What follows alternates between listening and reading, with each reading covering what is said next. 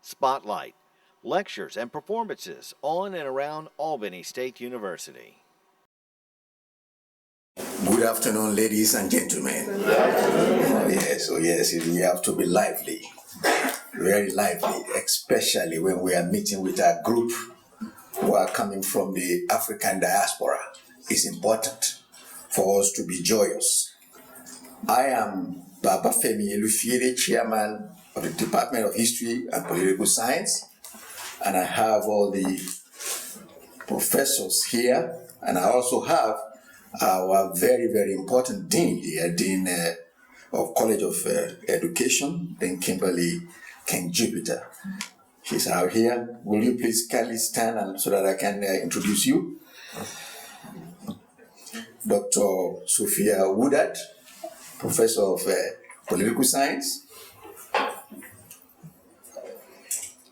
Dr. Hyacinth Iziami, Professor of Political Science. Dr. Kwame Dankwa, Professor of Political Science. That's the Dean, Kimberly Jupiter King Jupiter, Dean, College of Education. On my left here, we have Dr. Veronica Adams Cooper, Professor of Public Administration.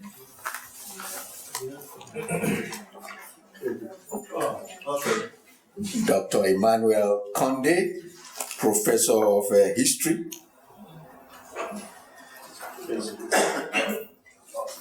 Professor Donald Kege, Professor of History. And my dear good friend, Dr. Jonathan Elimimian, Professor of Business. And then we have our students. Why don't you stand up and let them see you? Say your name. I'm Dwight Harris, the president of the History and Political Science Club. My name is Ansley Dobbs. I'm a junior here at Albany State, and I am a political science major. My name is Stephen Holsey, and I'm also a political science major. And we have Professor Shillings here, Department of English and Modern Languages, and also is the English language officer for the U.S. Department of State. Pleasure to be here. Thank you. I am also very pleased to welcome to the Albany State University, the home of the Golden Rams. We are proud also to welcome our African sisters, and together we represent the harmony of world community, and most especially Africans in the diaspora. Although for many years, and even up till now, tribe and tongue may differ, but in brotherhood and sisterhood, we all stand. The relationship between Africans in the diaspora includes countries of all countries such as the Caribbean, and the coexistence and seemingly cooperation, but also lack understanding and unnecessary competition has existed for years. But the coming of us together like this is bringing sisters from the continent, will bring about the sweeping change that is long overdue. We should not allow our relationship to be defined by geography or tribalism. Let us embrace one another, promote greater understanding of our culture and our people. So I am so pleased that we have all our participants here. And I'm going to begin by saying Jambo. That is a Jambo. That's trying to speak some Swahili language. Or let me introduce to you Miss Mary Jeruto. Thank you. Thank you. Mrs. Gladys Anderson Lavine, Dean of Admissions, Registration and Records, Grand Bassa Community College of Liberia. Thank you. And from Malawi comes Miss Lingalian Mihoa. She is the special advisor to the Vice President of Malawi.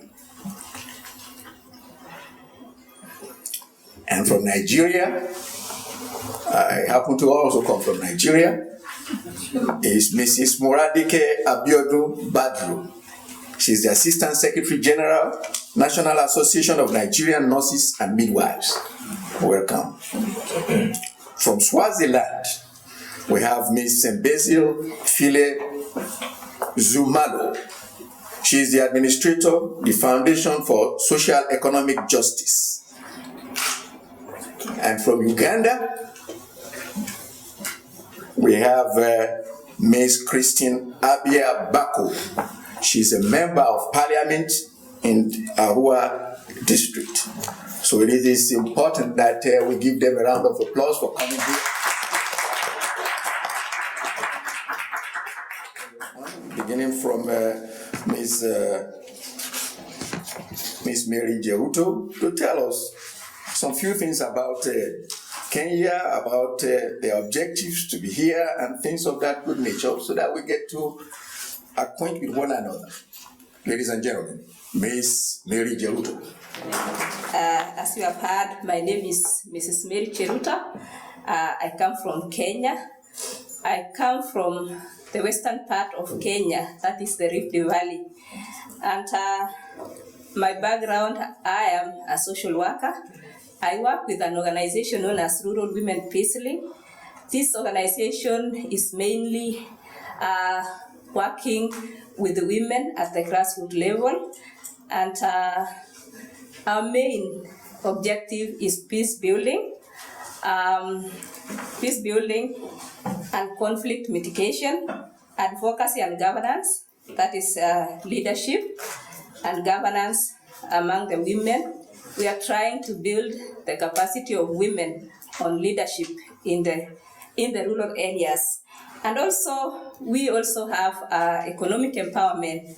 As you know, the Rural Women Peace Link, most of them are living under poverty. The rate of poverty is very high in the rural areas. So we are trying to build these women to use the available resources that surrounding them, so that they can be able to assist and help their community to move on with life. We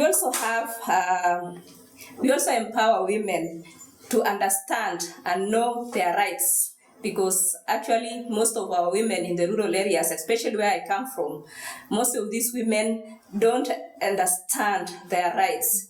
And the reason why we try to empower these women to let them know and understand their rights was because of the early marriages and also the female genital mutilation that has really affected most of our girls in the rural areas. So we decided to try to educate them and let them know exactly about their rights. And we also have mentorship and girl-child education in our organization, whereby we mentor the young girls, we mentor the young women to move on and be able to continue with their education. And also after education, we mentor them to understand the leadership, how women will go about leadership. And as we talk about peace building, most of you have heard about what happened after our election 2007, and even there before. In 1992, we had tribal clashes, and this made us to come up strongly and say that we have to move on, we have to work on peace building so that we can help our community to live in peace and embrace one another. In Kenya, we have 42 tribes, and we need to embrace one another and move on and find a way of developing our country rather than fighting all the time because of the tribalism that has really hit our country. That's what we do as Rural Women Peace Link. And I'm glad to be here because I was invited by the US government to be among the congregation who were coming to visit this country and to learn more about the women leadership and political and also other aspects, because we've been moving around and we've learned a lot. We've learned how women are struggling, how women are trying to empower other women to come up strongly and go for offices and That's very great. And yesterday we were here, and I was very grateful to happen to see the big farms and how women are struggling and doing a lot of work in agriculture. And that was great to me because I'm also a farmer back home. I do a lot of farming in my farm, so that was how I felt it, and it really touches me. Thank you.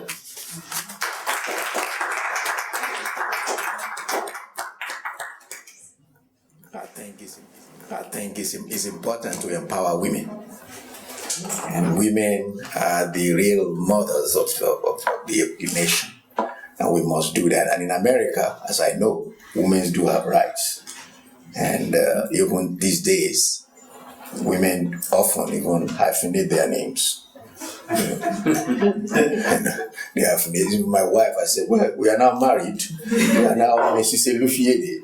The next time I see another document that shows up, I saw Davis/Elufiede. I was so upset. I said, what is all this? We don't do this in Africa. But things are changing, and that's why it's important for this sort of communication between people from the continent and those of us who are here to look at and make some adjustment in things that we do. So at this time, let's call on Mrs. Gladys Anderson from Liberia. The Dean of Admission, Registration and Records. Hello, everyone. I'm very honored to be in the presence of such distinguished individuals. It's really a privilege, and I see myself as fortunate. I am the Dean of Admissions for Grand Bassel Community College, and I come from Liberia. As the Dean of Admissions, I am responsible for producing records, accurate records, updating and maintaining records. I am responsible for recruitment of students. I'm also responsible to maintain quality quality academic standard in the department. I'm also responsible to supervise, assign jobs, and monitor jobs in the department. Also, I wear several hats in my college. Apart from being a Dean of Admissions, I am also the Scholarship Committee Chairperson. As you may all well know, we have a history of war. We have experienced the 14-year civil war in our country. We have been devastated. Destruction has taken place. People have lost their families, their homes, jobs, and we are just starting all over. Losing 15 years has not been easy for most of the people that are in the school, so you will be surprised to hear that most of the people in my school cannot afford $83 per semester. And so as the Scholarship Committee Chairperson, my job is to lobby for funding for these people, or else they will defer their admissions. And you will be surprised to know that about 300 of those students deferred their admissions last semester because they could not afford that amount of school fees. So those are some of the issues that I have to work with. Also, apart from being the Scholarship Committee Chairperson, I'm also the Gender Coordinator. As the Gender Coordinator, I work with more than 31 women groups in the county. We do different things with these groups. We set up consultative meetings. We do capacity building programs. Now, I'm sure you are aware that Liberia has a female president, the first ever democratically female president in all of Africa, and I'm very, very proud of that. She's doing a great job, and she's doing a whole lot to prioritize women's issues in Liberia. And so women are now on top of things. We feel that this is now our time. And so as a gender coordinator, one of the things that I do is to try to build the capacity of women and make sure that women have equal access to opportunities in the county. Okay, I work with, for example, rural women. Rural women deal with issues of infant mortality, HIV and AIDS, maternal mortality in the rural areas. You'll be surprised to know that we don't even have access roads or clinics, and so most of the women die. during childbirth, and we need to get these women from the interior to the hospitals. We need to do awareness to make sure that they keep themselves well, they take their pills that they're supposed to take. So we do all these things with them. We also work with another group of women they call Women in Development.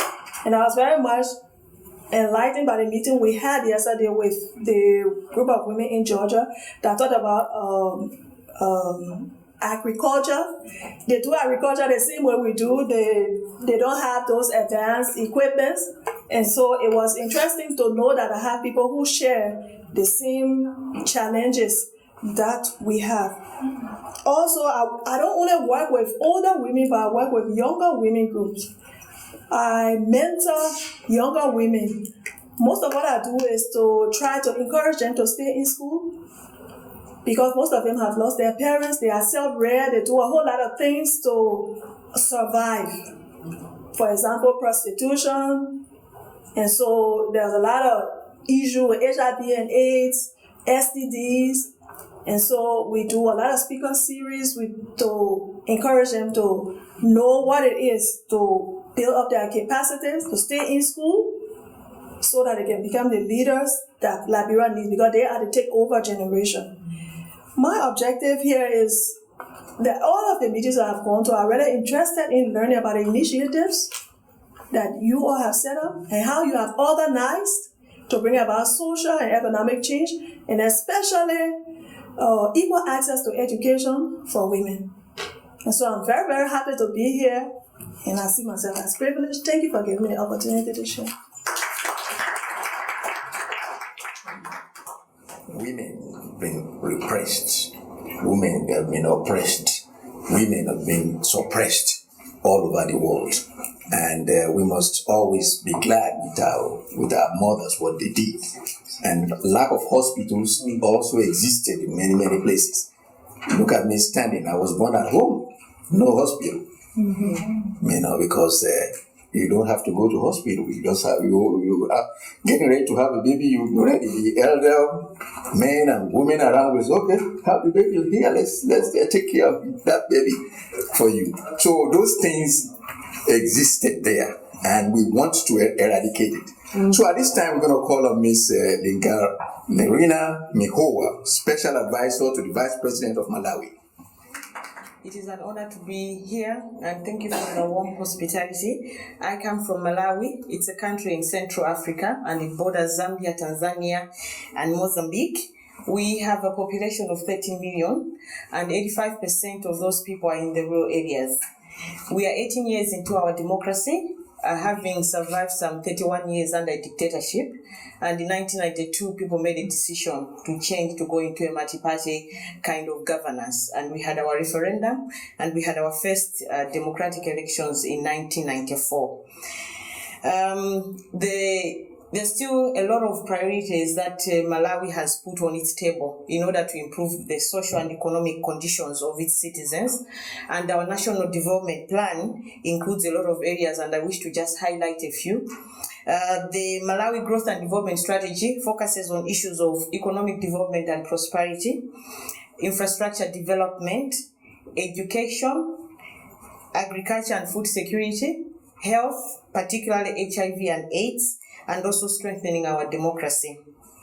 I come from the non-profit organizations. That's where I've spent my life since I graduated.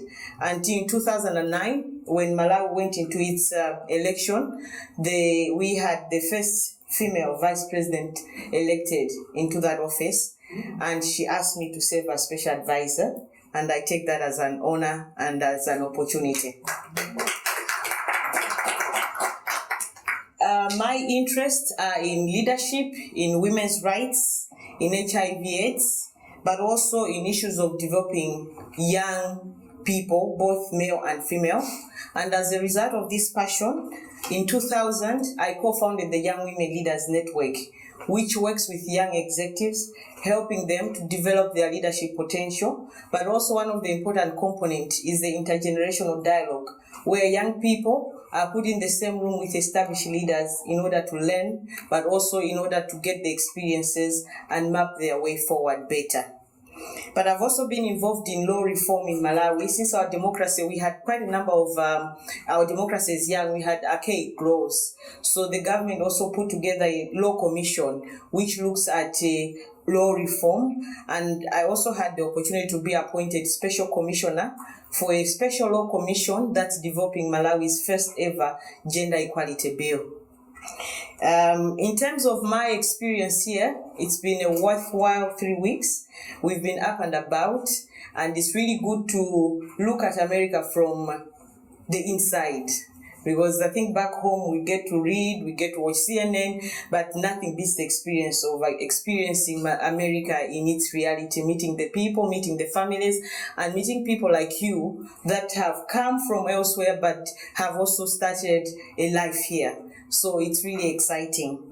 My expectations from this meeting, I have read that this is one of the historically black university, and I'm interested in understanding that perspective. But also where we have been in most of the meetings, people have talked about issues of education. It is still an issue, even in the first world. So we really want to also understand the role that your institution has played in terms of equal access to opportunities for tertiary education to the people, but especially the minorities and even people that may have issues in terms of resource capabilities to access such quality education. But at the same time, I think we'd also be interested to hear about how life is being African Americans, being Africans in the diaspora. How is life in America? So those are my expectations, and again, thank you so much for the opportunity and the time that we could interact. Thank you. Thank you so much for that. America, United States of America, is the melting pot. There is no ethnic group in the continent of Africa, all over the world, that you cannot find here. Mm-hmm. You go to New York, you have a Chinatown, Germantown. Anywhere you find people that come from where you are. So that's what makes it very, very a good place to be. And America, democracy is still in the working here also. Inequality is still a problem. But again, we can say that they're moving in the right direction. But with our collaboration, I think things will be working out well for each one of us. So at this time, I'm going to call on Mrs.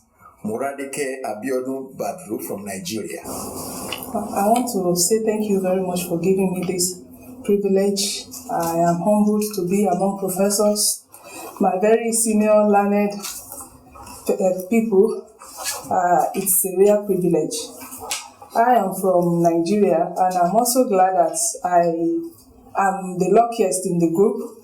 I have people coming from my village, working in this great institution, and it makes me glad and happy. My professor is from my state and very close to me from where I come from, so I am happy about it. And I come from Nigeria, like I said. I work for the National Association of Nigerian Nurses and Midwives, a labor organization, so that makes me a unionist, an activist, and we're always at the crossroads with the government, especially when the policies are not masses friendly. We stand up for the rights of the workers, of the common man on the street in Nigeria, and that has exposed me to a lot. And I think part of what brings me here is my activity in that direction. I am passionate about issues of maternal and child health. I advocate around the issues of maternal and infant care. As a nurse midwife, I have worked in the district, and I know what it means to be a nurse in the village, where you know what to do, but there are no facilities to do it. And you see women suffering and dying because there is nothing you can do to help them, though you know what to do. So those things have been, the force behind my activities around maternal and infant care. And I advocate around that. Also, I also advocate around the issues of HIV and AIDS. I am a focal person for HIV and AIDS in my organization. We build capacity of our nurses who are directly, the caregiver to these people. Nigeria is blessed with a population of over 160 million, out of which over 65 are youth. And when you talk about issues of HIV and AIDS, you discover that it's prevalent among the reproductive age, which starts from the age of 17 and 49, and those are the workforce. And you discover that if you are not affected, if you are not infected, you are affected. If a colleague is down because of issues of HIV and AIDS, you have to, make up for his work. So it's a big issue in the workplace, and that is what we do. We take the campaign down to the workplaces to educate our members, to mitigate the impact of stigmatization at the workplace, because it's a big issue. You see, the issue of stigma and discrimination is big in workplaces, but in our own little way, we go around building their capacity, improving the knowledge at their disposal, and also giving them tips on universal precautions to also reduce the vulnerability of the workers in the workplaces. So that is some of the things I do. And also, very key to my work is mentoring younger women to come up for leadership positions. It may interest you to know that our association, which is predominantly a women world, women field, we find more women in nursing. But at the level of the National Administrative Council, we find that the fewer men are taking up all the leadership positions. So it's a big issue to try and bring out all these younger women, build their capacity and encourage them to also take up leadership positions. That's a bit of what I do. And once again, I'm pleased to be here, and I look forward. One thing that first occurred to me when I entered this hall is how can we build these big professors down to Nigeria and make them speak to our younger ones, give them the energy and the zeal to go back to school and to be serious. When you go to our universities, you see that the students are not serious, and how can we use this wealth that we have here down home for the betterment of the population. So I'm looking forward to listening to you, and I know I'll have a lot to take home to my younger women. Thank you. And I think Nigeria, we do have quite a number of Nigerians here in this country, and we are all here. It's important that some of us, we've been here for forever, it looks like. And it's important to be able, because it's more or less a brain drain. We need to be able to develop where we came from so that things will be able to work better.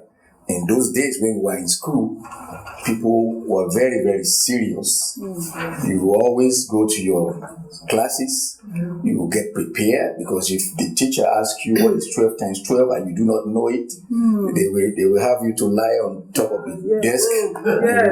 They have to beat you. So and if you get home to tell your mother that, do you know the teacher? They say, you didn't know what your teacher taught you? She will also beat you too. So those things helped a lot, but such things are beginning to dwindle now to a larger extent. But we hope that with this cooperation that we are establishing, things of that nature will change things for us. So thank you so much, Ms. Badaro.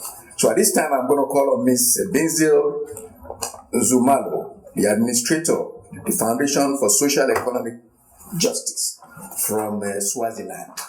I am really, really honored and surprised, to be here and to be able to stand in front of all these learned friends of ours. My name is Sebenzile Rumalo, coming from Swaziland. Before I start telling you who I am, there are three things that I'd like to share with you first. Two of them being two words and one being a symbol. This is briefly going to show you who I am and the work that I do. So the word is amandla, it means power. And the second one is awetu, meaning ours, and the symbol of unity that we use in my country. So if I say amandla, then you respond and say awetu. And you have the symbol of unity. Amandla. Amandla. Thank you so much. It really felt like Swaziland. As the chair has said, I come from Swaziland. Swaziland is one of the smallest countries in Africa. We are in the southern part of Africa, and we are landlocked by South Africa and Mozambique. So we do not have a beach or a lot of things. We do not eat a lot of fish. So, but it's a land where we can do a lot of farming. Then there's a tragedy that we are still the only country in Africa who is an absolute monarch. An absolute monarch, it means that the king or royalty is the absolute ruler in the country. So we have had problems with that kind of democracy dispensation that we have. So a lot of work that I do, I started my activism while I was still at school.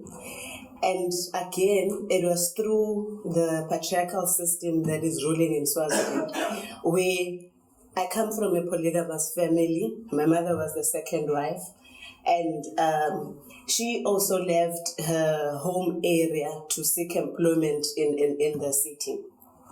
Then she met my father. So that is how Sebenzile and the rest of us got to come to existence.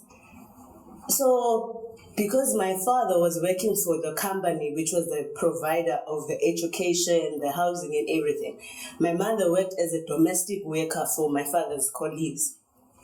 So that put us in a very difficult situation because we were able to go to a good school, which were the company and private schools, but live with my mother in the settlement where the domestic and poor people lived. So when we came back from school, we didn't really have friends because our friends were staying in the big houses where my father lived. So that actually gave birth to the activist in me to say, if my bus picks me up from the gate, why do you have to walk to your school? And why is your school further than mine? So I started doing my activism at high school. Because Swaziland is known to be one peaceful country, a lot of things that were done to the students, including police brutality, always remained under wraps. You know, at some point we would have to run away from home and stay at very, very scary and bridges and everything areas because police were looking for us because we were student activists at that time. So when I completed my O-level, I then had to go to the government university, where I was told my chief has to sign my scholarship form. And that man didn't know who we are because we have lived in the city all our lives. So I couldn't be granted scholarship like that. So my mother had to then try to put me in a college and make it work. But she did, so I was able to work. So I continued again, even at college level, to work with the Swaziland Student Union to advocate for policies that will enable children to access education. Because more of us, my brothers and sisters, were coming behind me. It was not only me, it was a whole lot of us that really needed the opportunity to go forward and study.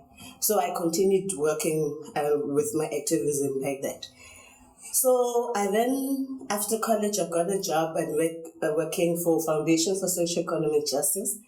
It's an organization that wants to be a coalition or an umbrella unit of grassroots movement, including the student union that I was serving and at that time.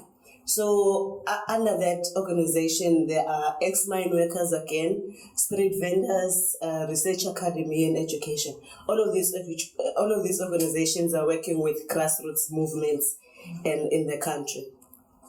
So under that, I am responsible for the ordinary and normal finance accounts of the organization, and I work directly with the coordinator for resource mobilization. It's a non-profit organization, so we need a lot of resources to continue with the work that we do.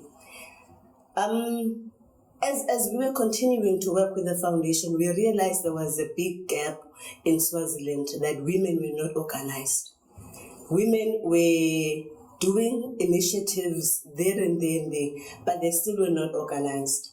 So I then took it upon myself to facilitate the formation of the Swaziland Rural Women's Assembly in 2009, which is it's a rural movement of women who are farmers, savings and credit cooperative schemes, cross-border traders, and a number of other organizations that women do. This initiative was to try and eradicate poverty, because Swaziland is still one area that through the patriarchal system again, women are still oppressed and do not have access to a number of things. So we have a large number of our Swazi men and brothers moving into South Africa or the nearby countries to seek employment, especially in the mines. So women are left with the burden of taking care of their families and raising their children. So we are a very, very high poverty-stricken country.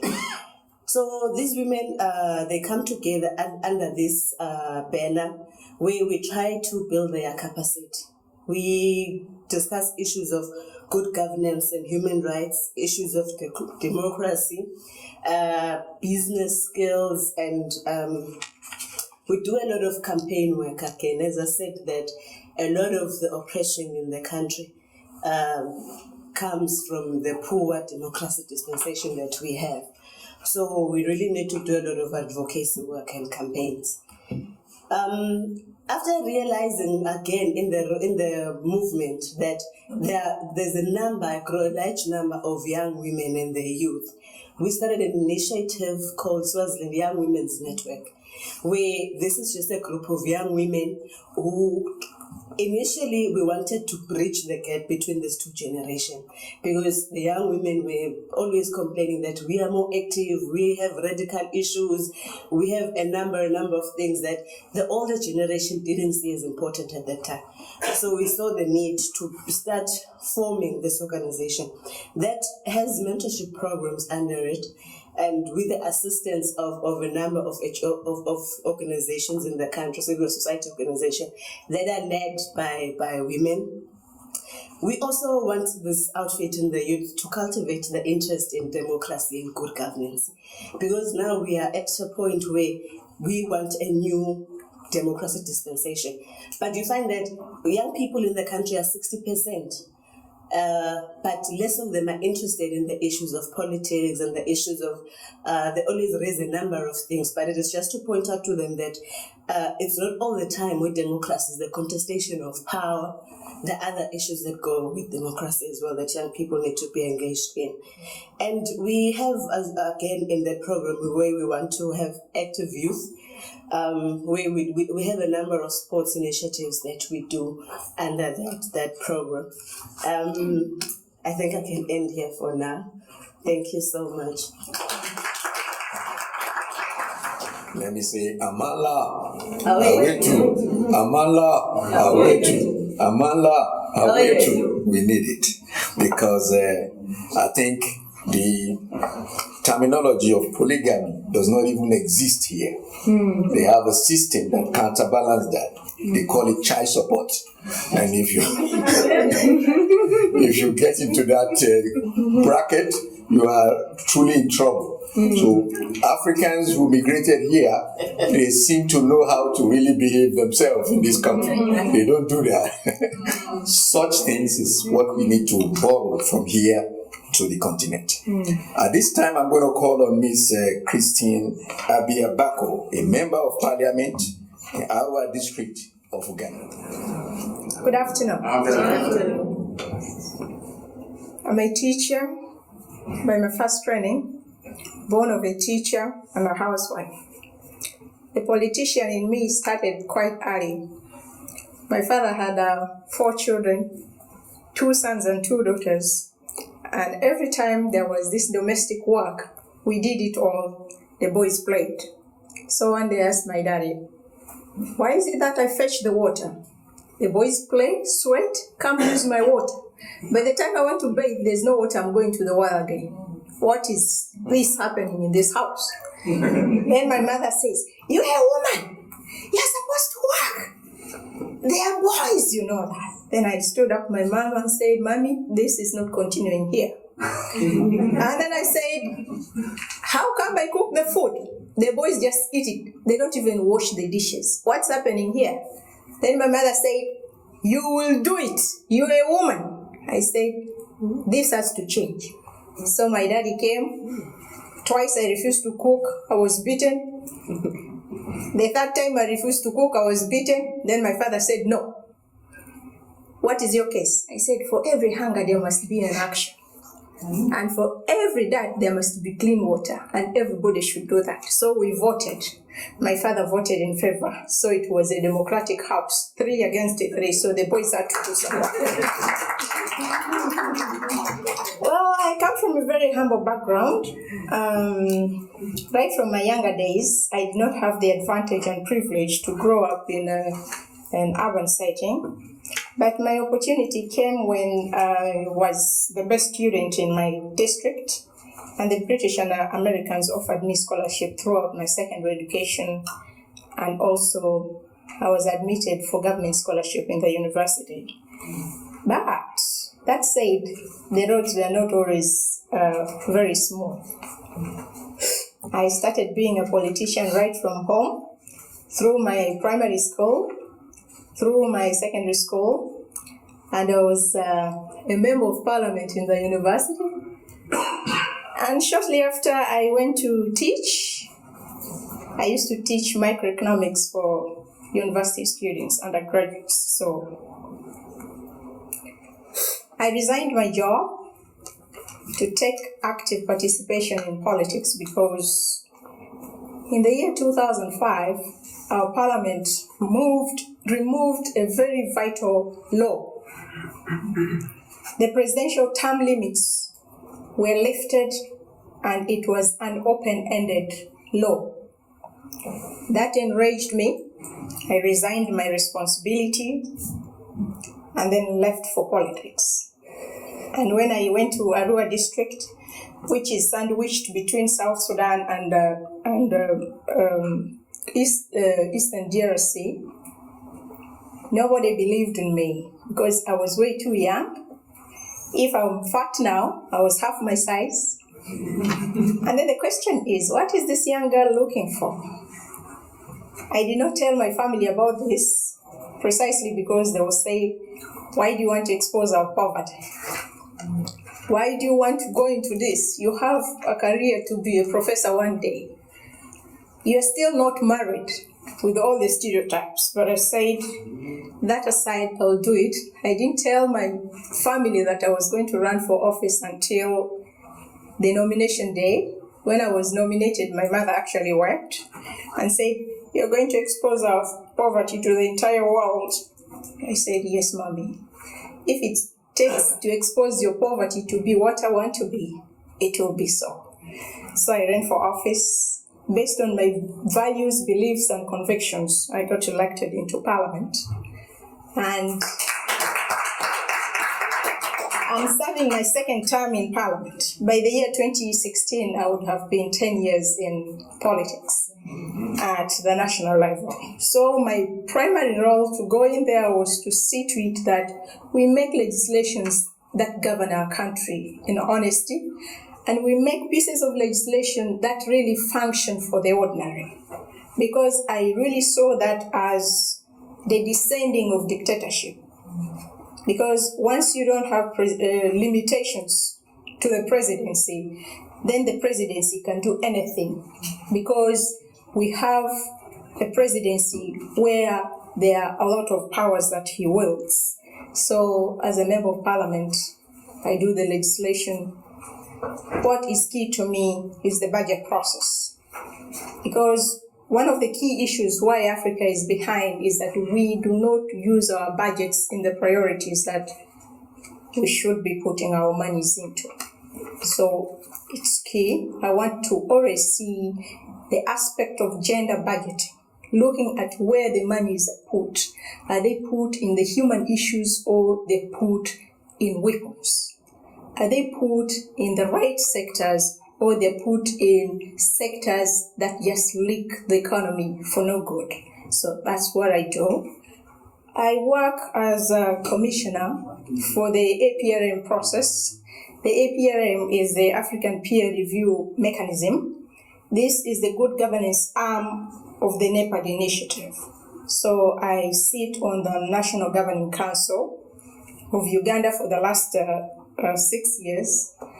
And I've been doing this dedicatedly because we have to ask the Ugandans what they feel and believe about the way their country is being governed. And so it's the watchdog of governance in my country. So I sit on that. Many times I find myself confronting the president of Uganda about issues of the welfare of the ordinary when it comes to apportioning the taxpayers' money. I chair the Women's Democracy Network. This is a global initiative with headquarters in Washington, D.C. We aspire to empower women to lead in politics because we realize that countries that have women at the political decision-making tables are making strides in their socio-economic development. And so we are saying, women, don't just be voters. Vote and be voted for. Simply because once you are at the decision-making table, you are going to see the issues. You're going to aspire for the monies to go to the areas where they have not been going. Because as mothers, you feel it, you live it, you own it.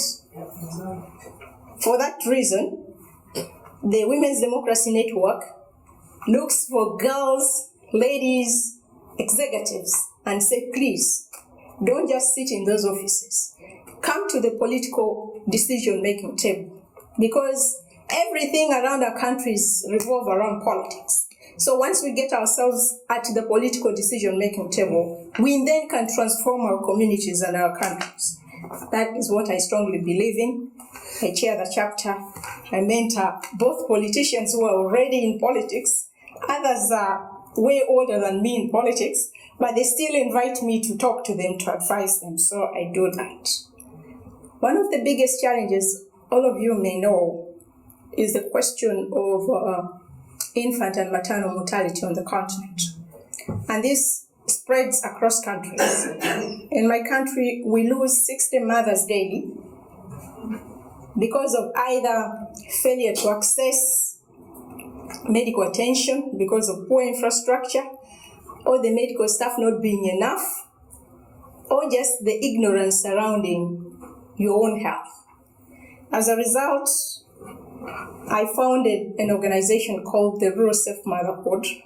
This is basically to deal with issues of maternal and child mortality.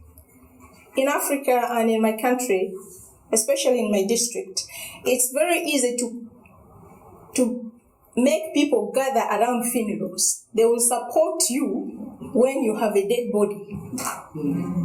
They will come and mourn and yell and scream and comfort you after.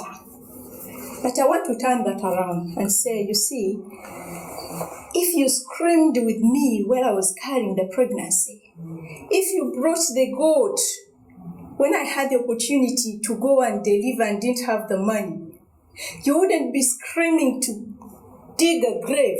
Probably you'll be screaming in joy to see a child graduate. So this is one thing that I do with all my heart. And sometimes I'm rendered an inactive wife because my life is public.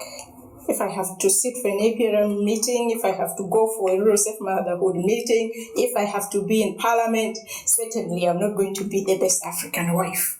But I try as much as possible. I'm a mother of 4. I have 2 daughters and 2 sons. So I struggle and juggle around that. But I believe strongly that once we empower women to lead, even in your own families, you see changes in the lives of people. And finally, I'm more than humbled to be here because I still remember my days in the university when we used to exchange ideas. But I'm now in the political world, sometimes where reason and objectivity vanishes because it has to be collective responsibility. But I hope and pray that one day I'll get back to academics. What do I expect? I look for partnerships with African universities because one question I have consistently tried to address, I was Shadow Minister for Education for 2.5 years in the Parliament of Uganda, but the key issue is, are our African universities doing research that is applicable? And is the quality of research globally competitive? So I am looking at partnerships with your African countries to see to it that you strengthen the quality of research, you strengthen the quality of scholarship, you strengthen what we have best, the human resource. And I also look forward to cross-cultural exchanges because I believe very strongly that it is now that we have to redefine who and what we are in order to define what our destiny will be. Thank you very much. This time, I think the floor is now open for students and faculty member, anybody here who will ask them questions and also help us with some information that will be able to help. I have been just recently was fortunate enough to travel to Ouagadougou, Burkina Faso, to partake in a continent-wide discussion about education. It's the Association for the Development of Education in Africa hosted Triennale. Many of the ministers from the African countries were there: South Sudan, Ghana, Uganda, Liberia. We can go down the list. And so I was very fortunate to participate in a discussion that focused on a lot of the issues that were raised. One of the biggest ones that I engaged in was the discussion about the many African countries only dedicate 1% of their resources to education.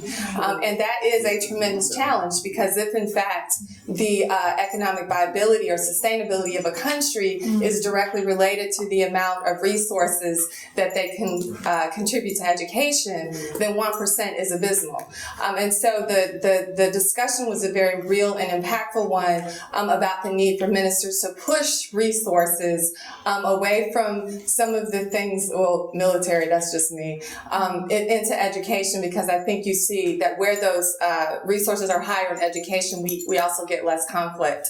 I think some of the other discussions that you hit upon have to do with women in leadership. While this was a continent-wide discussion about education in Africa, probably 90% of the attendees, the people, the experts, the policymakers are men. And so, which is very disturbing for those of us who understand that countries that have allow women to have strong voices in the policymaking arena, those countries thrive better because we give birth to, raise, and sustain the children.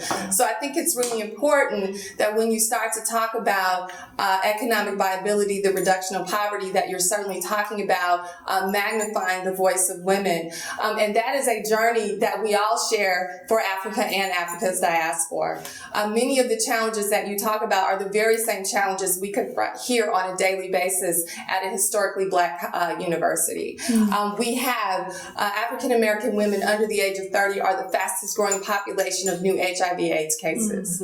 With that, oftentimes comes the fact that young women are getting pregnant early and don't recognize that to be pregnant is to acknowledge that you've been exposed potentially to HIV/AIDS. So there are issues of healthcare that exist here as well. The difference is the resources that exist here to address the issues. But young women have adopted a culture, much like you talked about, where they don't recognize this is a tremendous opportunity to be in college, and that the investment in our intellectual growth is as significant as finding a husband or a boo or whatever you want to call him. So the challenges of women is a universal one for African diaspora. And this is a crucial point in the history of the globe for us to start looking at these issues globally and and not within the microcosm of a country, so that we start creating global solutions, because no one country is capable of dealing with the challenges that we face in terms of the marginalization of women. I want to leave you with one of my favorite books. I gave birth 3 days before I turned 40. So while I turned 47 today, on Sunday my daughter turned 7. And that was the only pregnancy, because I know you said you had 4. Who is that? That's you? Yeah. Yeah. Once. 47, not that bad. 47, and that's a wrap. Not that bad. No. No. In fact, I'm ready to donate. But my favorite book is called I Want to Be President. And it's a book about, it's called Grace for President. And Grace is a little African-American girl who's in class. She's in elementary school. It's a wonderful children's book. And when her teacher shows her for the first time pictures of the American presidents, and she immediately looks at it and says, "There are no girls? Well, this can't be." And immediately Grace says, "I want to be president." And immediately people in her classroom start to laugh. Well, Grace was serious. Grace went home to her mother and grandmother, and they said, "Grace, you know what our mothers tell us. You can do and be whatever you choose to be." So Grace decides she wants to run for president of her school. And there's a boy that runs against her as president. Each one of her classmates becomes a delegate for a state in the U.S. and has the electoral votes, right? So when she does the calculation, if everybody votes by gender, Grace is going to lose. Because the way they pulled them, the boys have a slight edge in the electoral votes, right? So at the end of it, there's one boy left, right? Wyoming, because they voted alphabetically. And the boy walks up, and there's a silence, and he votes for Grace. And she says at the end, "Why did you do it? Why did you vote for me?" And she says, and every time I read this to my daughter, her hand goes up, right? And I choke up, because he looks at her and he says, "Because you were the best person for the job." I'll leave you with that. So let's continue. Do we have Dr. Gagwa? Must have something to say. Good afternoon. Again, welcome. We are really, really blessed to have such high achieving women from Africa.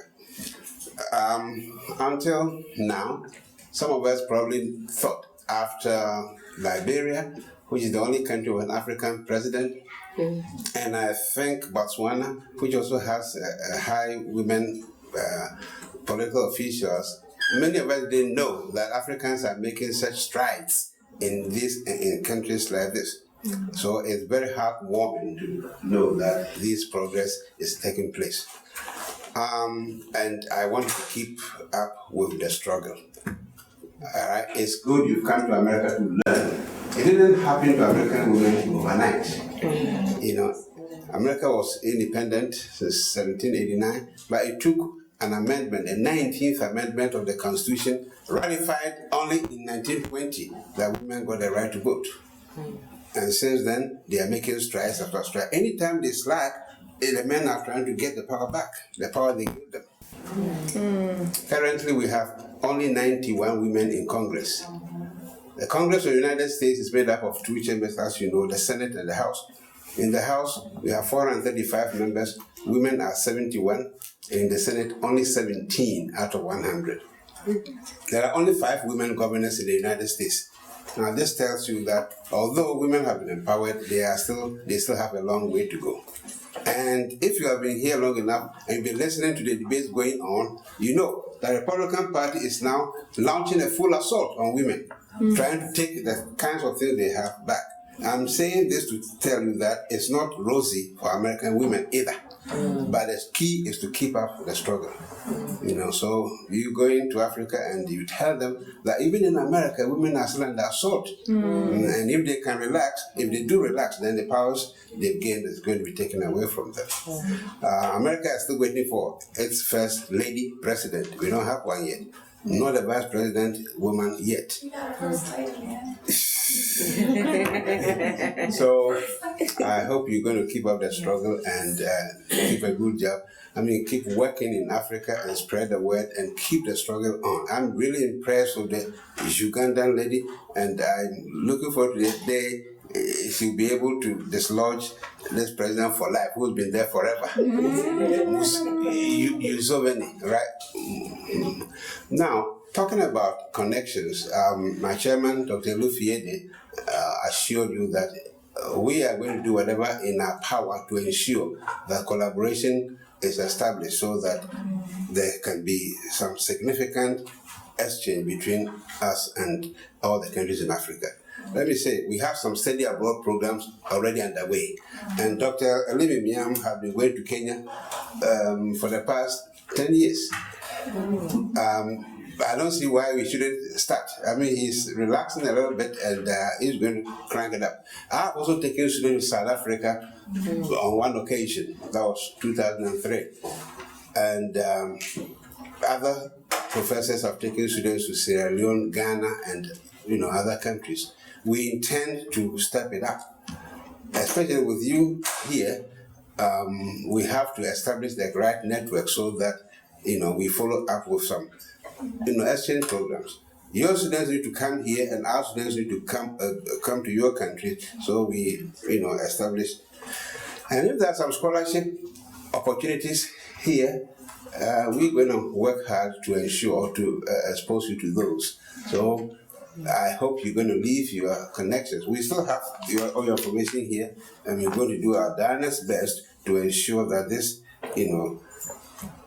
new birth of exposure is not extinguished. What else do I say? Yeah, that's about it. So again, thank you, and let's keep it. Amanda. So, Dr. Donald Kege, a professor of history, has traveled extensively, published extensively. You can't even mention what he has published. But he's going to be able to say some words of wisdom. And I must say I really enjoyed the accents in English.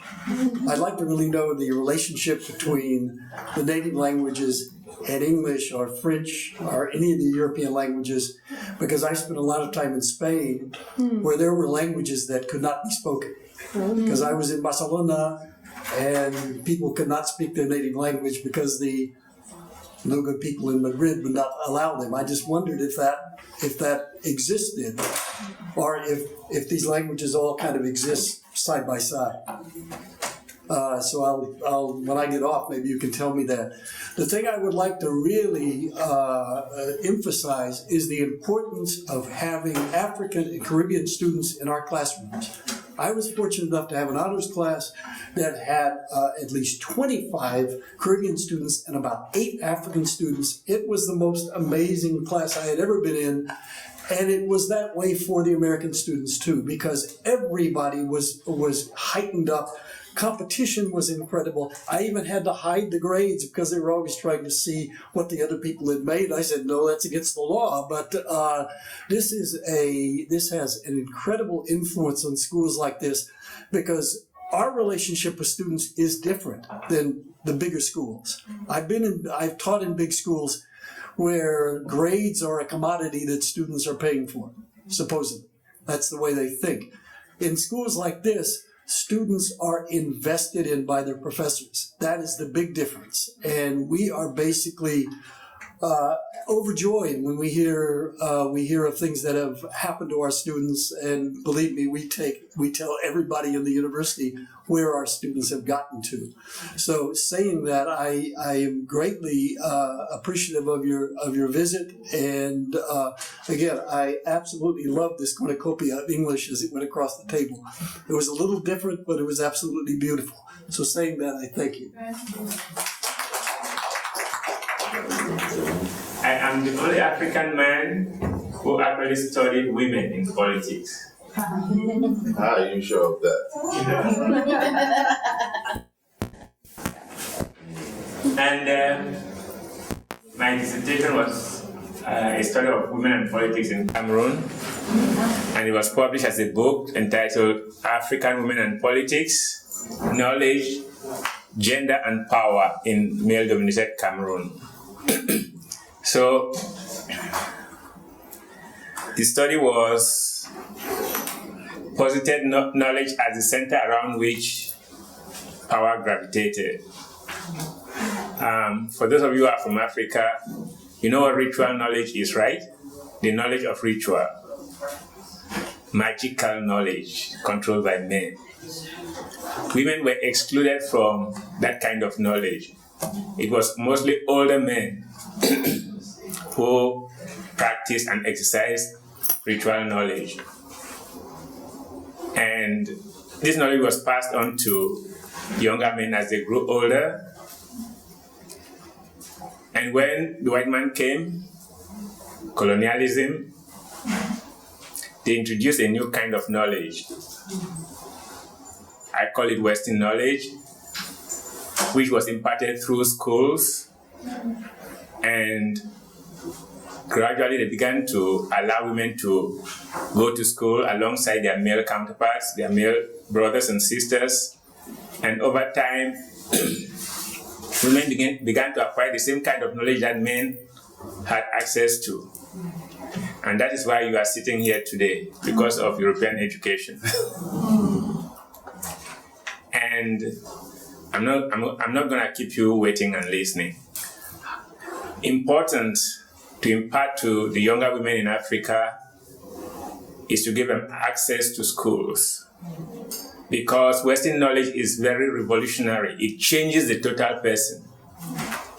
And once you have acquired it, you become as radical as you are today. like Dr.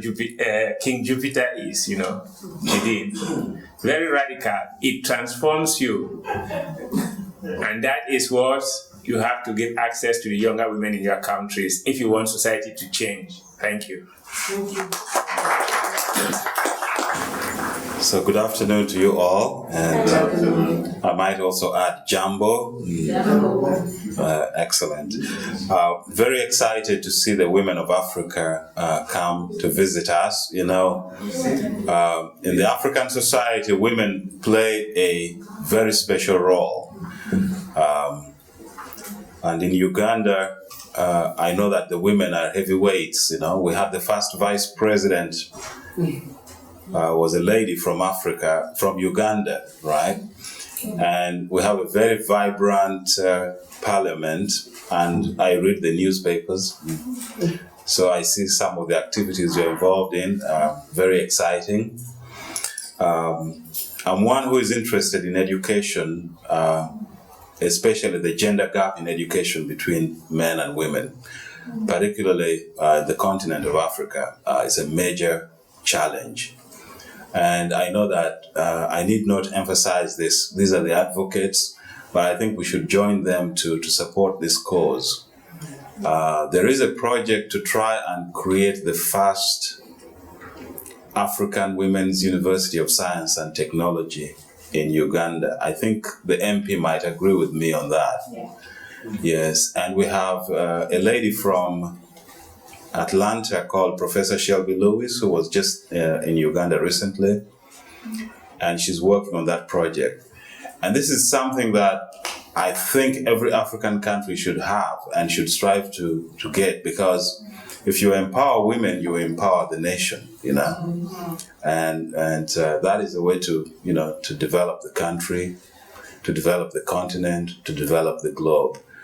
I'm very excited and happy to be here, and I thank you very much for visiting us. Thank you. Professor here, Dr. Isian. Good afternoon, everybody.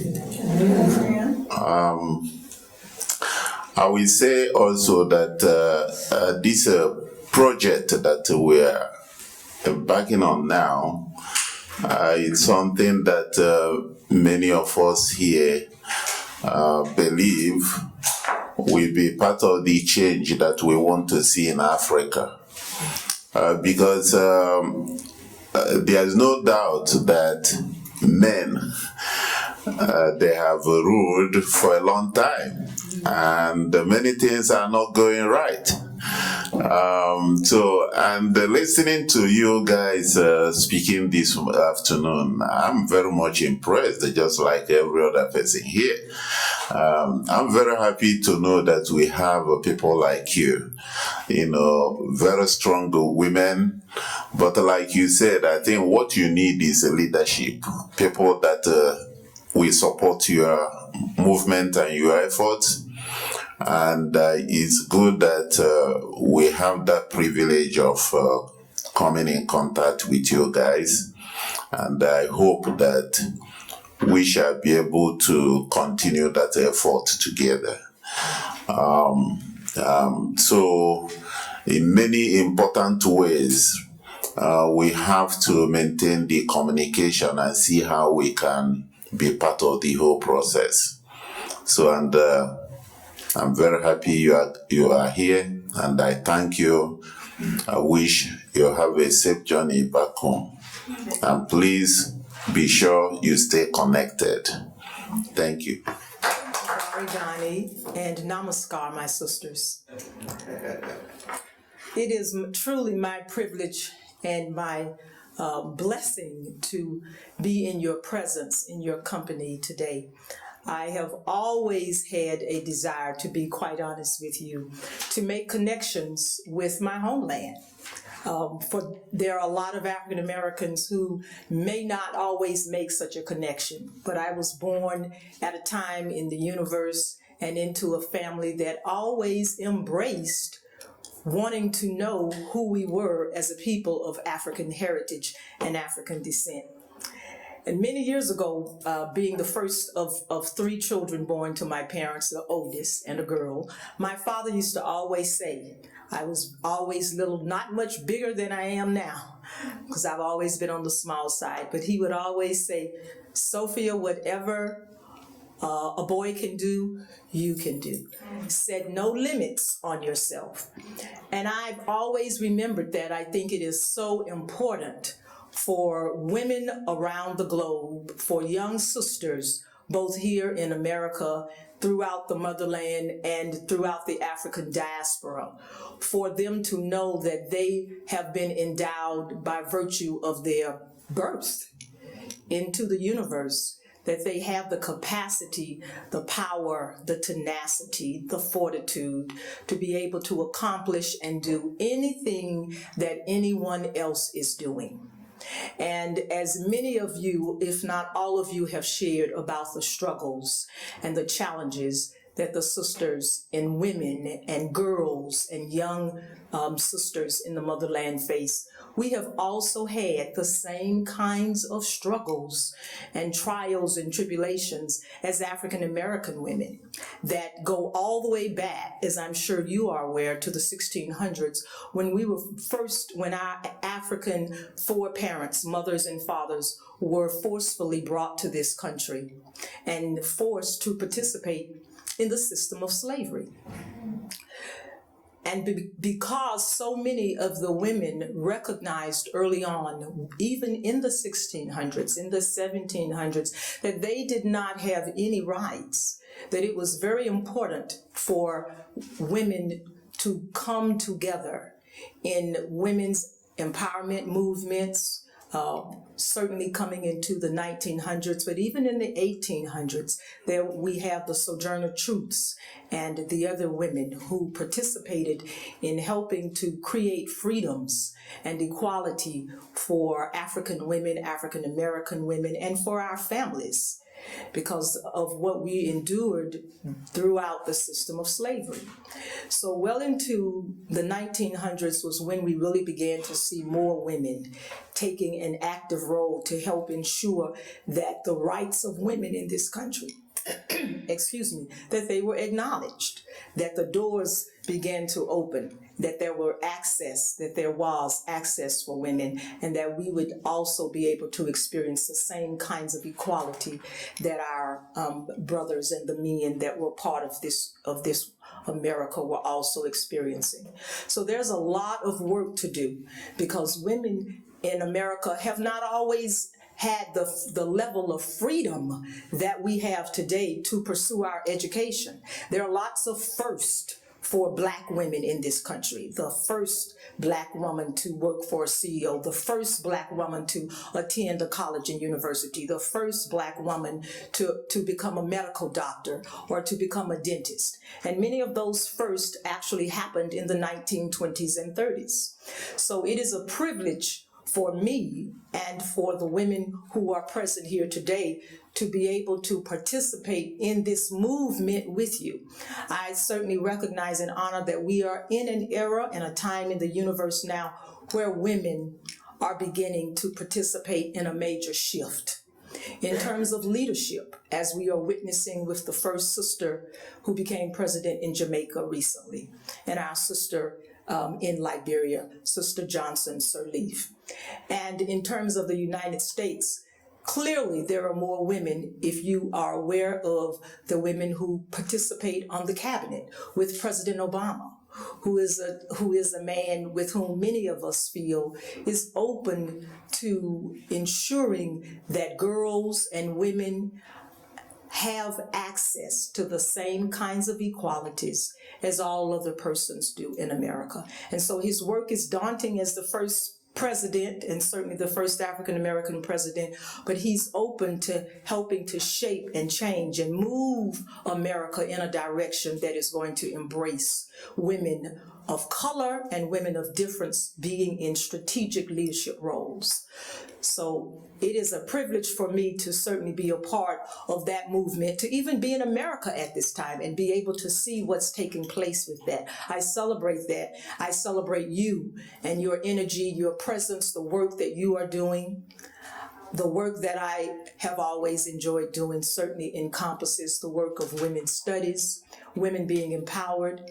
In 1987, and I will end with this, I wrote my thesis on the women of Guinea-Bissau and the Cape Verde Islands, their role in the liberation struggle and in the transformation process in Guinea-Bissau and in the Cape Verde Islands. And I have not been able to move forward with that work because so many other things have happened that we call life. But I look forward to the opportunity to connect with all of you and to be able to work with our department and other departments at the university, because it is so important that our young sisters in the United States, and particularly at Albany State University, have an opportunity to travel to the motherland and learn about themselves, learn about the culture, learn about their heritage, find out who they are, what is their legacy, where do they come from, what tribe were they born a part of, particularly in West Africa. So again, welcome my sisters. Thank you for this opportunity. It is a privilege and a blessing for me, something that I have been looking forward to for nearly 30 years now. And today that opportunity has come. Thank you. So at this time, I'm going to ask our Dean, Dr. Kimberly King-Jupiter, to give the closing remarks. And be sure to exchange your cards with every one of us so that we can stay in touch, and I will stay in touch. And being with the sisterhood is always invigorating to me, because as a child of a mother who's a single parent, who's first generation college, I am always reminded of where my energies and my actions should be. And so to have you guys on our campus, even for a short period of time, always recommits me to the work of the diaspora. And it commits me to working for women around the globe. In tertiary education, we share some of the same challenges. As women, we share some of the same challenges. So it was truly our honor for you to be here to remind us of the struggles that we need to commit to here in the U.S. And it also reminds us that a lot of the strategies for succeeding for us are embedded in what we do on the continent in terms of knowing ourselves, reclaiming ourselves, and understanding that strategies aren't just one-sided. It's not the U.S. or Africa, it's a global initiative. Thank you so much for coming. It was wonderful to have you, and we hope to see you soon.